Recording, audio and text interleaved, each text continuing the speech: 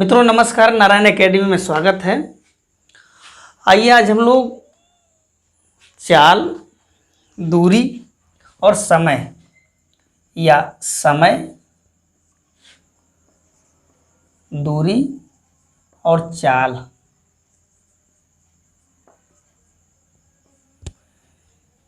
Time, distance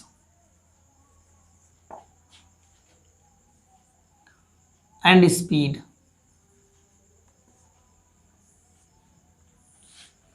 इसके concept देखते हैं। और ये जिस किसी एग्जाम में एज अ सिलेबस मेंशन है उस एग्जाम के लिए इम्पोर्टेंट है। तो सबसे पहले चाल, दूरी और समय में जो रिलेशन है, दूरी बटे समय, ठीक, या यूं कहें कि speed equals to distance divide by time. और अगर आपने देखा हो तो चाल का जो यूनिट दिया होता है ऑन एन एवरेज मीटर पर सेकेंड ही दिया होता है, लेकिन ये कई बार किलोमीटर पर आवर या किलोमीटर पर मिनट दिया होता है। तो सपोज मीटर पर सेकंड में दिया है और यूनिट किलोमीटर पर आवर में जाकर रिलेशन में आ रहा है, या एग्ज़ाम में क्वेश्चन ही पूछ लिया, कैलकुलेशन करवा रहा है मीटर पर सेकंड में और जो बाद में यूनिट किलोमीटर पर आवर में चल रहा है या किलोमीटर पर मिनट में आ रहा है। तो इसके लिए क्या करेंगे, मान लीजिए आपको मीटर पर सेकंड को किलोमीटर पर आवर या किलोमीटर पर आवर को मीटर पर सेकंड में बदलना है।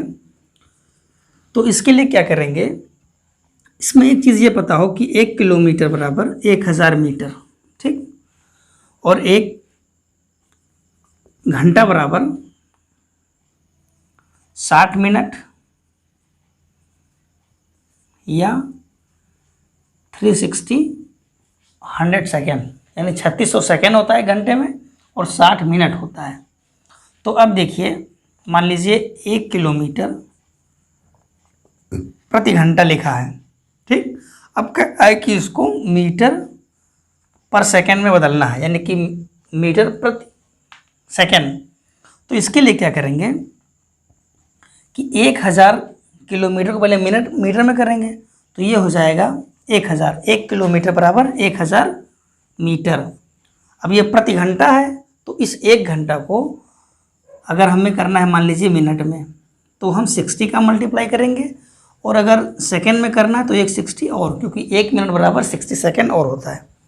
तो ये दोनों कैंसिल आउट, आगे बचा 10 बटे 36, तो 2 पंचे 10 और 2 18 36, यानी कि अगर कोई यूनिट 1 किलोमीटर पर आवर में दिया है और उसको मीटर पर सेकेंड में करना है, तो 5 बटे 18 का मल्टीप्लाई करना पड़ेगा, ठीक। इसी का उल्टा अगर कोई यूनिट मीटर पर सेकेंड में दिया है और किलोमीटर पर आवर में करना है, तो उसके लिए 18 बटे 5 का मल्टीप्लाई करना पड़ेगा। ये इसका मल्टीप्लाई फैक्टर हो जाएगा, ठीक। ये बात समझ में आ रही होगी। मैडम का एक लुक देख लें, है ना। अब देखिए, इधर ही लिख दें। एक कॉन्सेप्ट आता है रिलेटिव वेलोसिटी या रिलेटिव स्पीड या आपेक्षिक वेग। आपेक्षिक वेग क्या होता है कि सपोज करिए कि 2 गतिमान वस्तु है, मान लीजिए एक ट्रेन ए है, एक ट्रेन बी है, और दोनों एक ही दिशा में जा रहे हैं, तो जो इनकी रिलेटिव स्पीड आएगी वो दोनों की स्पीड घट जाएगी, ठीक। इनके जो स्पीड का डिफरेंस होगा, यानी कि मान लीजिए स्पीड को हम एस से लिख दें, SA माइनस SB हो जाएगा, ठीक। अगर ये एक ही दिशा में जा रहे हैं साथ साथ, अगर इधर से आ रहे हैं उल्टा उल्टा तो इनकी रिलेटिव वेलोसिटी बढ़ जाएगी। रिलेटिव स्पीड का हो जाएगा SA प्लस SB, ये जुड़ जाएगा अगर उल्टी दिशा में आ रहे हैं। ठीक, और इसमें एक बात आती है, पहले इसको देख लें सब लोग। इसमें एक बात ये आती है कि मान लीजिए कोई ट्रेन है, एक ट्रेन है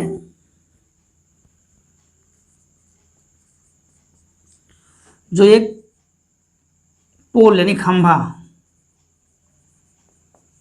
एक खंभे को क्रॉस कर रही है। तो जो ट्रेन की लेंथ है यानी कि लंबाई है, वो उसकी क्या हो जाएगी, दूरी, और जितने सेकंड में पार करें उसे डिवाइड करेंगे तो उसका चाल आ जाएगा। ठीक, लेकिन अगर यही ट्रेन एक पुल को क्रॉस कर रही है, यानी पुल जब पार करती है तो जो पूरी दूरी निकल के आती है वो पुल की लंबाई प्लस ट्रेन की लंबाई। ठीक, अब मान लीजिए दूरी निकाल रहे हैं तो ट्रेन की लंबाई प्लस पुल की लंबाई, ये आ गया दूरी।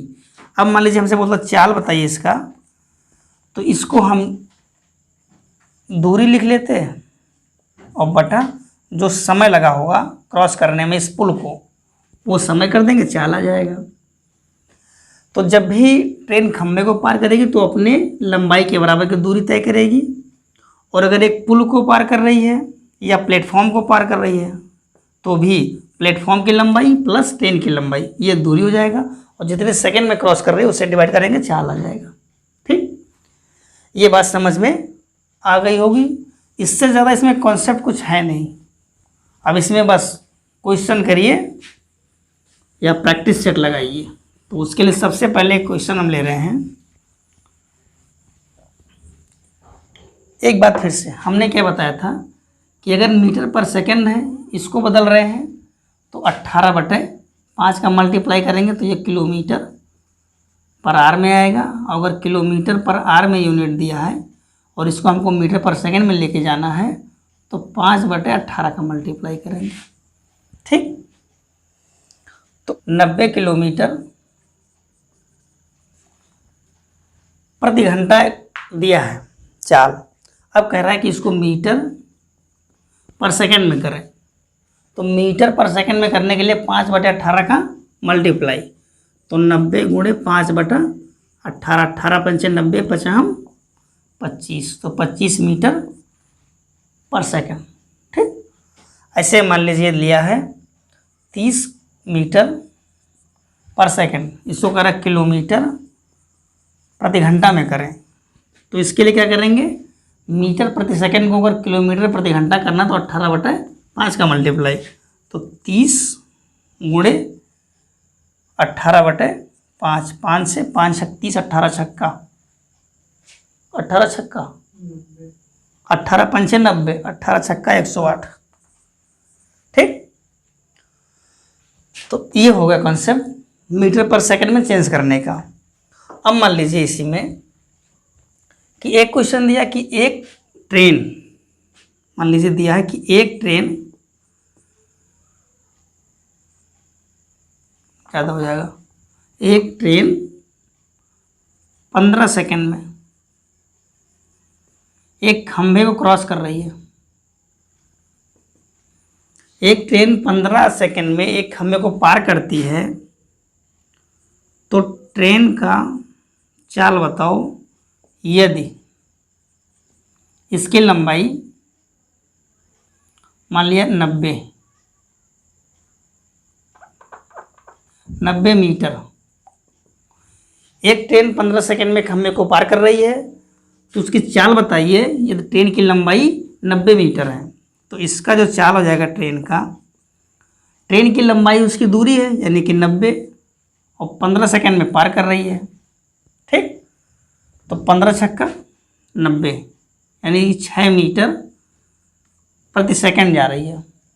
ठीक, अगर इसी को बोले कि किलोमीटर में करिए तो क्या करेंगे, 6 × 18/5, 18 छक्का 108 डिवाइड बाई 5, इतना किलोमीटर पर घंटा।